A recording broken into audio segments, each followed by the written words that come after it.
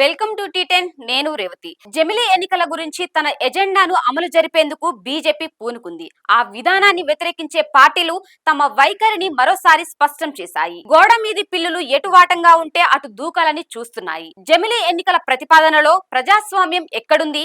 కేంద్ర ప్రభుత్వం ముందుగానే ఒక నిర్ణయాన్ని తీసుకొని దాన్ని ఎలా అమలు జరపాలో సూచించండి అంటూ ఒక కమిటీని వేసింది. రోగి కోరుకున్నదే వైద్యుడు ఇచ్చాడన్నట్లు చేసిన సిఫారసులకు మంత్రివర్గం ఆమోదం తెలిపినట్లు పార్టీలతో చర్చించి ఒక బిల్లును పెట్టనున్నట్లు కేంద్ర ప్రభుత్వం ప్రకటించింది. ఇదేమి ప్రజాస్వామ్యం? ప్రపంచంలో ఎక్కడైనా ఉందా? కేంద్ర న్యాయ మంత్రిత్వ శాఖ 2023 సెప్టెంబర్ 2న తీసుకున్న నిర్ణయం ప్రకారం మాజీ రాష్ట్రపతి రామ్నాథ్ కోవింద్ అధ్యక్షతన ఒక ఉన్నత స్థాయి కమిటీని వేశారు.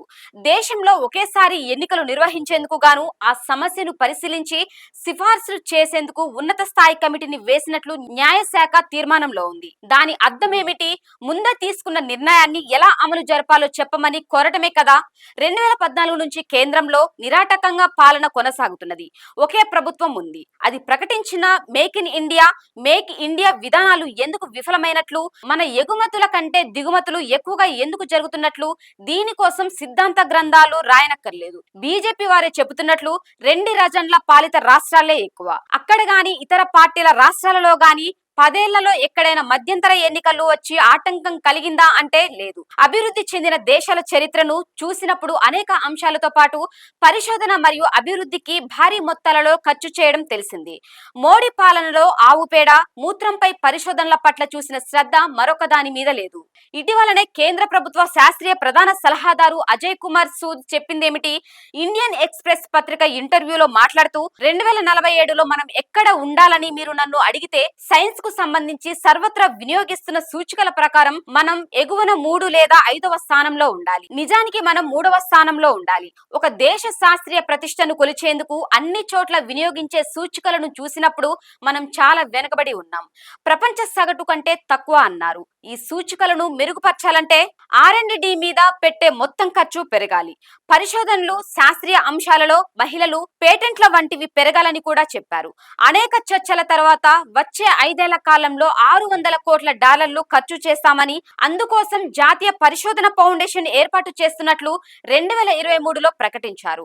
అనేక మంది నిజమే కదా అని సంతోషించారు. ఆ తర్వాత పాఠ్య పుస్తకాల నుంచి డార్విన్ సిద్ధాంతాన్ని, కొన్ని శాస్త్రీయ అంశాలను తొలగించారు. ఇదేదో అమాయకంగా చేశారని అనుకుంటే పొరపాటు. కరోనా నిరోధానికి గిన్నెలు మోగించాలని, కొవ్వొత్తులు వెలిగించాలని, గంగలో మునగాలని చెప్పిన పెద్దలకు ఇన్నేళ్ల తర్వాత అయినా జ్ఞానోదయం అయిందని చాలా మంది సరిపెట్టుకున్నారు. ఆదిలోనే హంసపాదు అన్నట్లు 2023-24 బడ్జెట్ లో కేటాయించిన మొత్తం ఎంతో తెలుసా? ఏటా సగటున $120 కోట్ల కేటాయించాల్సి ఉండగా కేవలం $3.09 కోట్ల మాత్రమే. దశాబ్దాల తరబడి విధానాలను రూపొందించలేకపోవడమే కాదు, దానికి తగిన కేటాయింపులు లేవు. 1990 దశకంలో జీడీపీలో 0.8% ఉండగా 2023 నాటికి 0.65% తగ్గాయి. కబుర్లు మాత్రం 2% ఉండాలని చెబుతారు. మన పాలకులు మాత్రం 2047 నాటికి వికసిత భారత్ కు జమిలీ ఎన్నికలే జిందా తిలిస్మత్ అంటే జనం చెవుల్లో కమలం పూలు పెట్టడం తప్ప మరొకటి కాదు. 1952 నుంచి 1967 వరకు లోక్సభ, అసెంబ్లీ ఎన్నికలు ఒకేసారి జరిగాయి. అప్పుడేమి దేశం గంతులు వేస్తూ అభివృద్ధి చెందిన దాఖలాలేమీ లేవు. విదేశీ చెల్లింపుల సంక్షోభం, రూపాయి విలువ తగ్గింపు, IMF రుణం, ధరల పెరుగుదల, 9 రాష్ట్రాలలో కాంగ్రెస్ ఓటమి, కాంగ్రెస్లలో చీలికతో 1971లో లోక్సభకు మధ్యంతర ఎన్నికలు, రాష్ట్ర ప్రభుత్వాల పతనం వంటి పరిణామాలన్నీ జరిగాయి. జస్టిస్ బిపి జీవన్ రెడ్డి నాయకత్వంలోని లా కమిషన్ 1999, 2000లో ఖర్చు తగ్గింపు, పాలన మెరుగుదలకు జమిలీ ఎన్నికల గురించి పరిశీలించాలని చెప్పింది తప్ప అభివృద్ధికి ముడిపెట్టలేదు. ఇంత పెద్ద దేశానికి ఓట్ల పెట్టెలకు రక్షణ లేని ఈ దేశంలో ఎన్నికల సమయంలో భద్రతా సిబ్బంది నియామకం, ఎన్నికల సిబ్బందికి అయ్యే ఖర్చు పెద్ద సమస్య కాదు. దాన్నే భూతద్దంలో చూసి ఆ కారణంగానే దేశం వృద్ధి చెందటం లేదంటున్నారు. నియంతలు పాలించిన అనేక దేశాల్లో దశాబ్దాల తరబడి ఒకే పాలన సాగింది. ఎలాంటి ఇబ్బందులు లేవు. అయినా అవేవి వృద్ధి చెందలేదు. జపాన్ లో 2వ ప్రపంచ యుద్ధం తర్వాత 26 సార్లు పార్లమెంటు ఎన్నికలు జరిగాయి. 38 మంది ప్రధానులు మారారు. అది గత కొన్ని దశాబ్దాలుగా పక్షవాత రోగి మాదిరి దాని ఆర్థిక వ్యవస్థ ఉంది. అభివృద్ధి నమూనాగా ఒకప్పుడు జపాన్ ను చెప్పారు. దాన్ని చూసి నేర్చుకోవాలన్నారు. దాని పరిస్థితి ఏమిటి? 2012లో జీడిపి 6 లక్షల కోట్ల డాలర్లు దాటింది. ఇప్పుడు 4 లక్షల కోట్లకు పడిపోయింది. రామ్నాథ్ కోవింద్ కమిటీ దక్షిణాఫ్రికా, German, Sweden, Indonesia, Philippines, Japan, Belgium దేశాలలో జమిలీ ఎన్నికల గురించి అధ్యయనం చేసింది.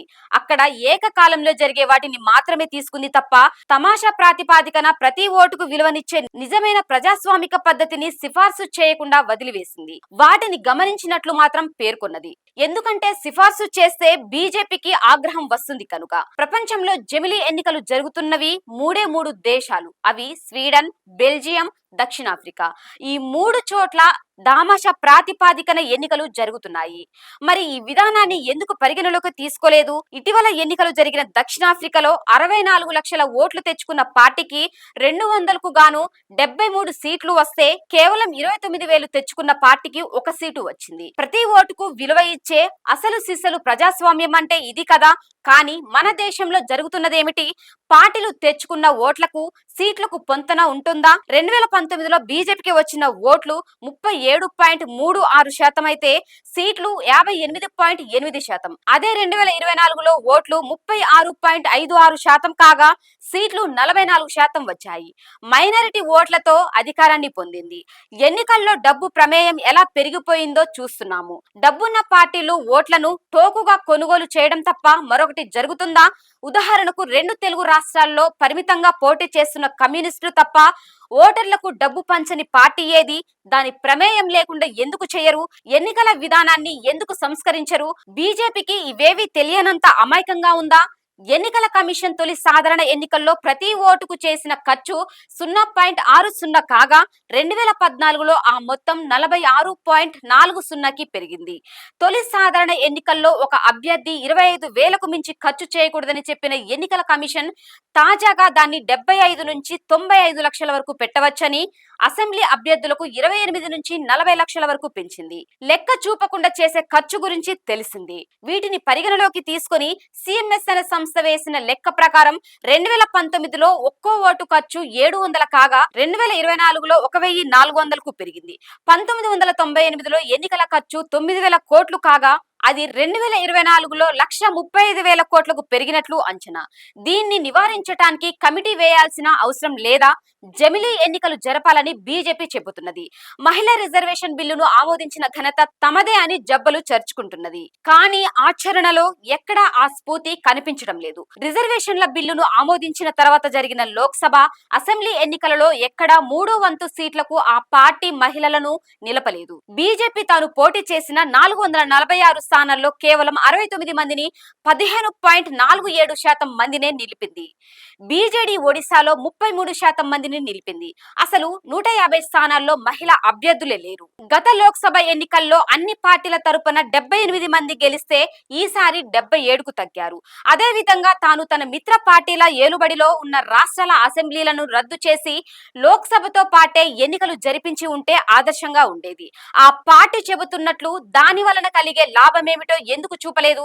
దానికి రాజ్యాంగ సవరణలతో పని లేదు కదా. బీజేపీకి చివరికి ఎన్నికల కమిషన్ కు చిత్తశుద్ధి లేదు. గతంలో హర్యానా, మహారాష్ట్రలకు ఒకేసారి ఎన్నికలు జరిగితే ఈసారి బీజేపీకి అనుకూలంగా ఉండేందుకు మహారాష్ట్ర ఎన్నికలను విడిగా జరుపుతున్నారు. 2 రాష్ట్రాలు బీజేపీవే గనుక 6 నెలల కంటే తక్కువ వ్యవధి ఉన్నందున వాటినైనా రద్దు చేసి లోక్సభతో పాటు ఎన్నికలు జరపవచ్చు. అదే విధంగా ఎప్పుడో జరగాల్సిన కాశ్మీర్ అసెంబ్లీ ఎన్నికలు లోక్సభలతో పాటు ఎందుకు జరపలేదంటే సరైన సమాధానం లేదు. జమిలీ ఎన్నికలు సర్వరోగ నివారిణి జిందా తిలస్మత్ అనుకుంటే నాడు అధికారంలో ఉన్న వాజ్పేయి ఎందుకు చొరవ తీసుకోలేదు? పోనీ 2014లోనే గద్దెనెక్కిన మోడీ వెంటనే దీన్ని ఎందుకు ముందుకు తేలేదు? దేవుడు నైవేద్యం తినడని పూజారికి తెలిసినంతగా మరొకరికి తెలియదు. అలాగే తన పాలన వైఫల్య దిశగా పొందుతున్నది అందరికంటే ముందుగా గ్రహించిన వ్యక్తి మోడీ. ప్రతి ఎన్నికల్లోనూ పాతదాన్ని వదిలి కొత్త నినాదాన్ని ముందుకు తేవటం తెలిసిందే. అధికార యంత్రాంగం సమయం, డబ్బు వృధాను అరికట్టడానికి ఒకేసారి ఎన్నికలను మరొక పాట పాడుతున్నారు. కోవింద్ కమిటీ చేసిన సూచనలలో ఏ కారణంతోనైనా ఒక ప్రభుత్వం పడిపోతే జరిగే ఎన్నికలు 5 ఏళ్లలో మిగిలిన కాలానికి మాత్రమే అన్నది ఒక్కటి. సంక్షోభంతో 5 ఏళ్లలో ఎన్నిసార్లు పతనమైతే అన్నిసార్లు జరుపుతారు. జమిలీ ఎన్నికల చర్చ జరుగుతుండగానే దాని స్ఫూర్తిని దెబ్బతీసేదిగా కేంద్ర ఎన్నికల సంఘం గతంలో ఒకేసారి జరిగిన హర్యానా, మహారాష్ట్ర ఎన్నికలను ఈసారి విడదీసింది. మరోవైపు జమిలీని వ్యతిరేకించే పార్టీలకు నీతులు చెబుతున్నారు. 10 ఏళ్ల మోడీ విఫల పాలన నుంచి జనం దృష్టిని మళ్లించేందుకు తప్ప జమిలీ ఎన్నికలు మరొక మేలుకు కాదన్నది స్పష్టం. మీరు కొంతకాలం జనాలందరినీ వెర్రివారిగా చేయగలరు, కొంతమందిని కొంతకాలం చేయగలరు, అందరినీ ఎల్లకాలం వెర్రివారిని చేయలేరు అన్న అబ్రహం లింకన్ మాట మోడీజీ మరిచినట్టున్నారు. ఇది ఇవాల్టి న్యూస్. చూస్తూనే ఉండండి T10.